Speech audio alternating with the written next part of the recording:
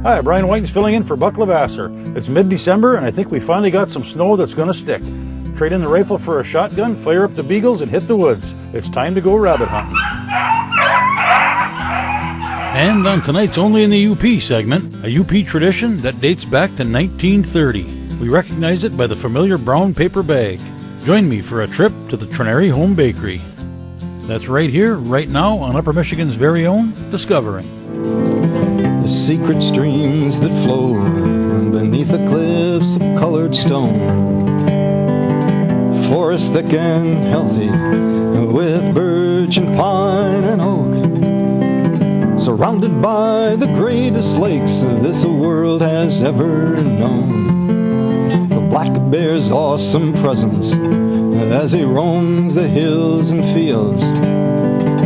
Call of the timber wolf, the loon's lonesome trill, the eagle soaring high above, the trout lies deep and still. These are what I treasure, the only way I measure feelings that I have for this fine land. There is so much to discover when you're a long-time lover of northern Michigan.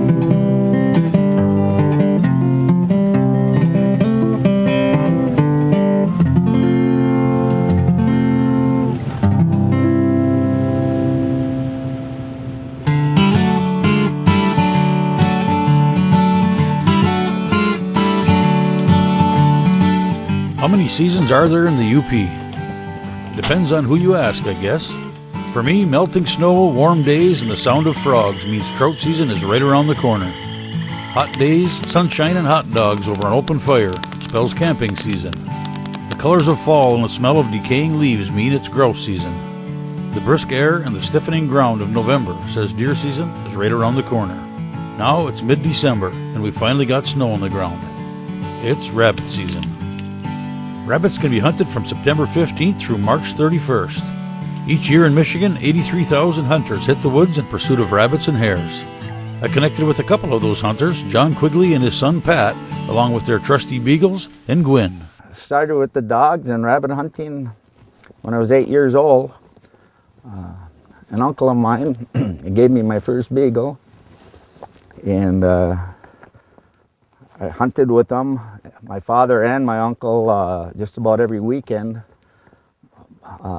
But my father wasn't able to get out all the time. He had his own business. He had a grocery store. So I always hunted with my uncle, actually two uncles. And every weekend, every Saturday and Sunday, we'd go rabbit hunting. And I always loved the dogs. And since I was 8 years old, I've always had a beagle, except for a short period when I was a student at Northern Michigan University. Come on. And the first thing I did when I graduated was buy a beagle. And I had them ever since. So I have well over 40 years doing this.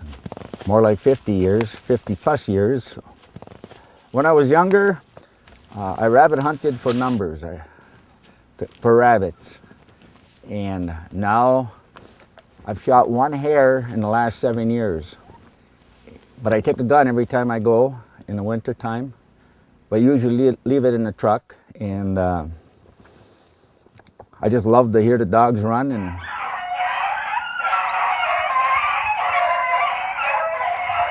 And if we have some kids with us or people who have never rabbit hunted before, we hope that they have some action and shoot some hare. Came right straight towards you guys. That's the fun, is taking young hunters out and exposing them.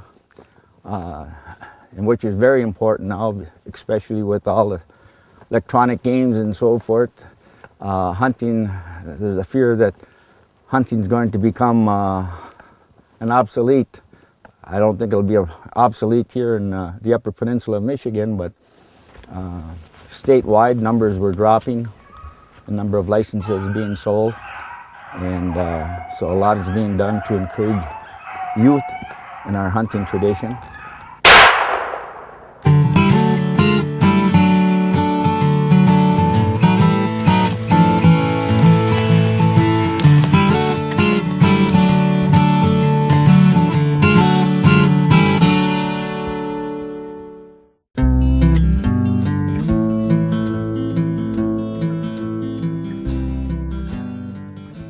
deeper the snow, the smaller your circle is going to be. The hare doesn't run as far and will circle in a shorter range. But of course, it's much harder for the hunter to get around, and the dogs. But they don't put as much pressure on the hare, and consequently, it'll make a smaller circle. But right now, with the lack of snow, they're making big circles. They're going out 300-400 yards and then coming back, and so it's all kind of time-consuming. Whereas if there was more snow, the circle would be smaller.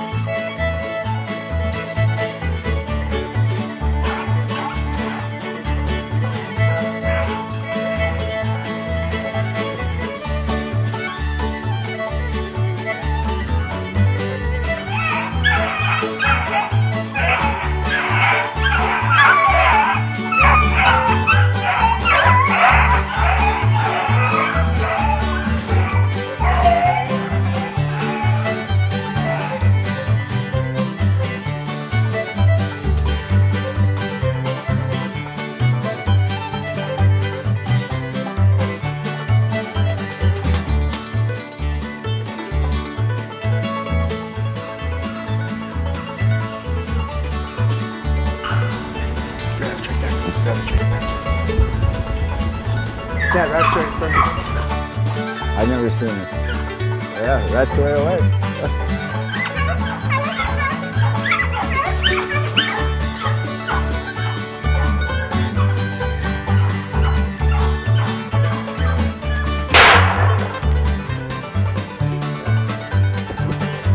This is out almost a mile out.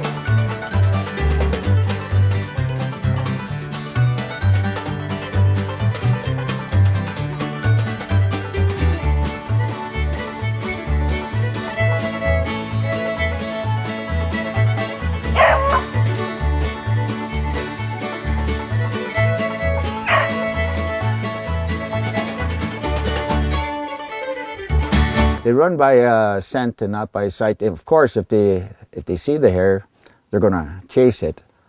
But 99.9% of the time, they're running it by scent.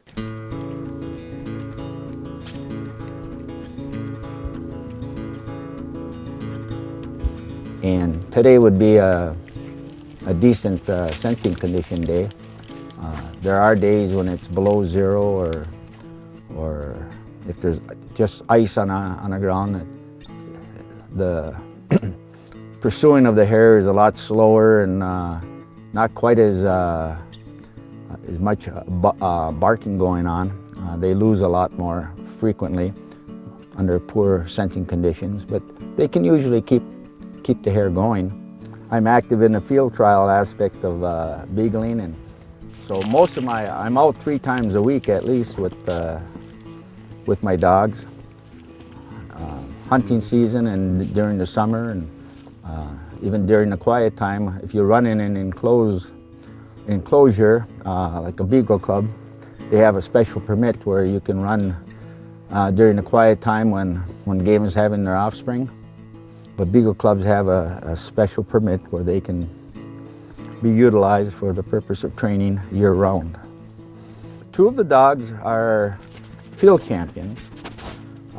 The male is field champion Halfway Creek Dario, and the female is field champion Halfway Creek Chic. And then the third one is, her paper name is Halfway Creek Sexy Boots, but her call name is Izzy. And she'll be my field trial competitor this coming year. She's been in a few field trials and has done quite well. She's the youngest. She's going on 3 years of age. The female is 7 and the male is 5. From the month of July right up until November, this is where I trained all summer long, so I know that there's hare here. As long as I don't know if it's been hunted. Oh, here we go. You gotta jump. Okay, this is rabbit hunting. The dogs are doing all of the work. If you listen to their barking, You can tell what direction they're headed, and what they should do is circle that hare. That hare will circle and go back to approximately the place of where they jumped it. But hopefully the hare will run over here and we'll see it, and if we need to, we can always move in closer to them. But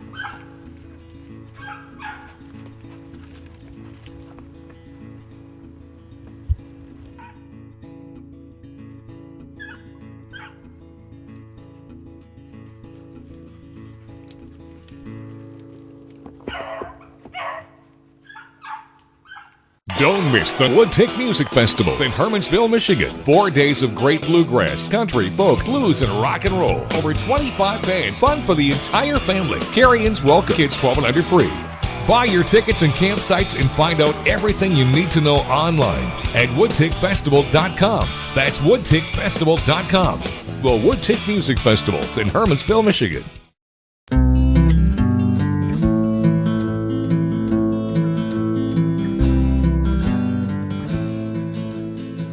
they prefer cedar, but again, most of our cedar swamps tend to be too mature and there's no ground cover. But if you find a good cedar swamp with low cedar, there'll definitely be hare, or cut over areas that have young popple, 15, 20-year-old popple with balsam, spruce swamps, and the thicker the better. Jack pine, young jack pine. This jack pine here is getting a little too mature. And then before tracking collars, what you would do is you'd run around the woods hollering for them and listening, and then most likely if they were out 700-800 yards away and you couldn't hear them, come dark, if you had to go home, you went home and then came back out that evening, and the next morning, a lot of times you leave a jacket out or something for them if they come back, so you have your scent on it, and hopefully they will lay on that jacket and be there when you come back. But the majority of the time, they were never on my jackets when I came back. I've lost them for up to a week. They would be out, and then finally come homing back to where I put them down, where we started hunting. Because what they would do is they would run, and then they're jumping other hare and going deeper and deeper, and get good and hungry, finally going to come out. And sometimes, like I said, they'll bed down and sleep in the woods and get up and start running all over again. It made it difficult. And then before Garmin came out, there were bear hunters and coon dog hunters and that had tracking collars, but all it would do, it wouldn't tell you how far. The loudness of your signal pretty much told you after you got used to your unit how far away they were, but you could track very accurately with the other tracking units. But with the Garmin, it's much more pinpoint, and it gives you all kinds of information. All of the red and blue is the track of the dogs pursuing the rabbits. It shows Dario up here right now. He's away from us, but all of the red and blue in here is where that rabbit is ran. It has made rabbit hunting and running beagles very enjoyable, less stressful, because you always know where your dog is. The shock collar is used for obedience, or if they were to run a deer. These three dogs have never ran deer, and because of their ages and that, I don't expect that they ever will. But it has a toning button on it, and when I'm ready to go, if I get within 100 yards of them, if I tone them, which is just a beep on their collar, they know that I want them to come out, and usually they will come out.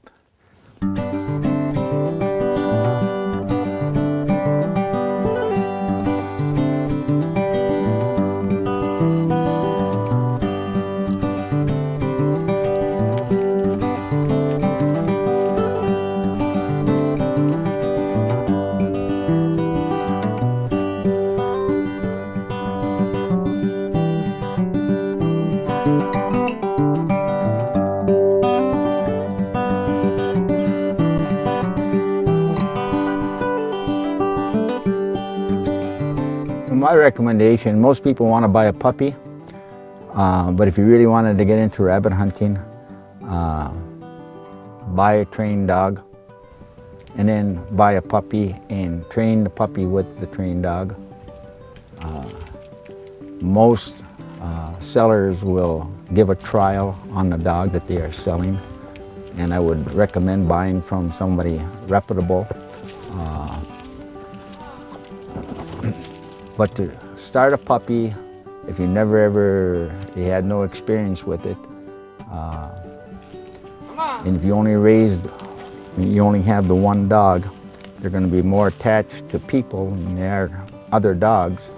So even if you take your Beagle puppy out with someone that has rabbit dogs, it probably won't go with them because it's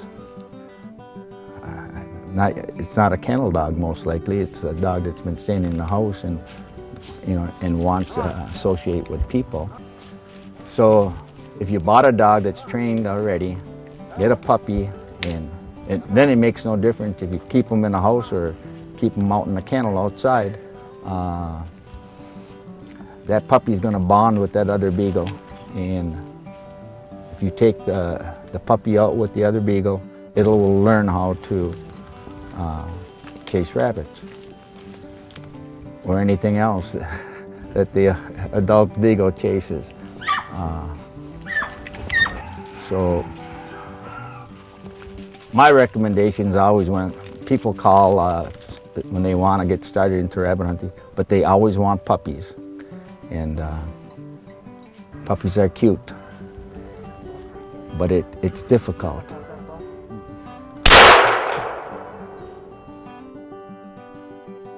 They use anywhere from 410s, 20 gauges, 28 gauges, 12 gauges. And then some people, if they go out in small parties, will use rimfire 22s. But it can be dangerous using the 22s because of the distance, and you better be with seasoned, experienced hunters if you're going to use 22s. I've been using the Contender for past 15 years, and there's a few notches on it, but not many. But it's not the gun's fault. It usually sits in a truck. They're coming.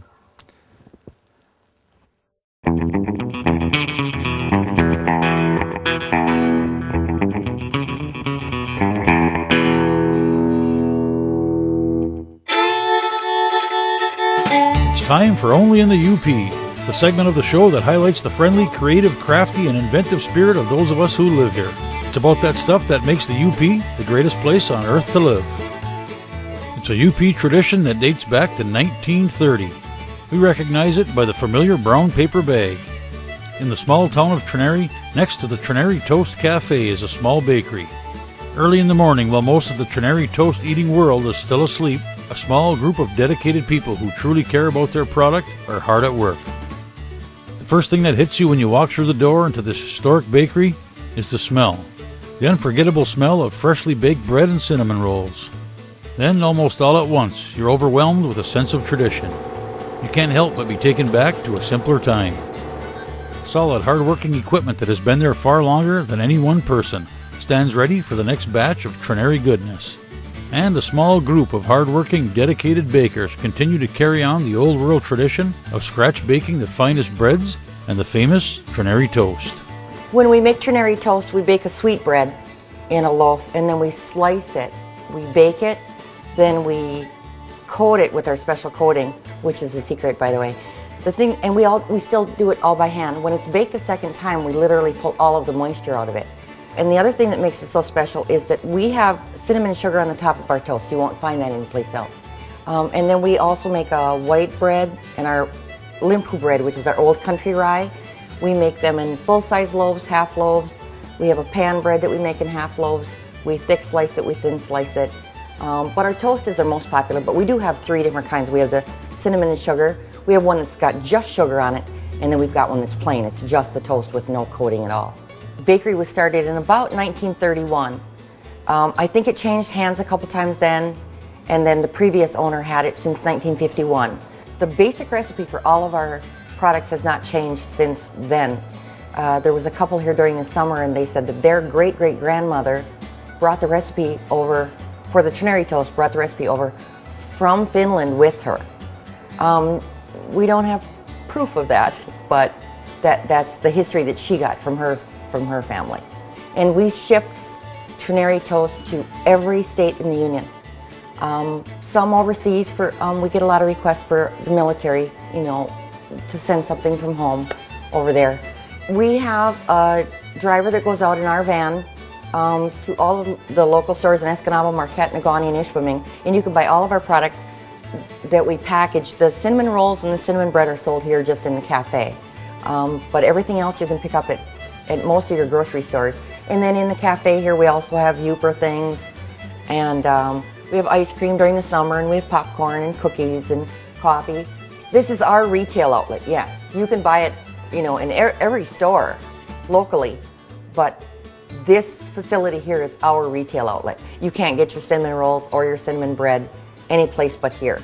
In the cafe here we have coffee and cappuccino, 3 flavors plus hot chocolate. During the week we're open Monday through Friday from 9 until 6, and then we'll expand the hours going back into spring and for the summer, of course. And yeah, come on in, have a cup of coffee with us, have some toast, have a cinnamon roll. I was born and raised in Trenary. I purchased the business in January of 2011. And after being away for so long, it felt right to come home and do this. It's been a challenge, but I love it, and I have the best crew ever. We put out almost 900 bags of toast a day, 5 days a week, 52 weeks a year. It's amazing where we ship it, and the people who love it, just love it. It's exciting, and I'm really looking forward to the future here.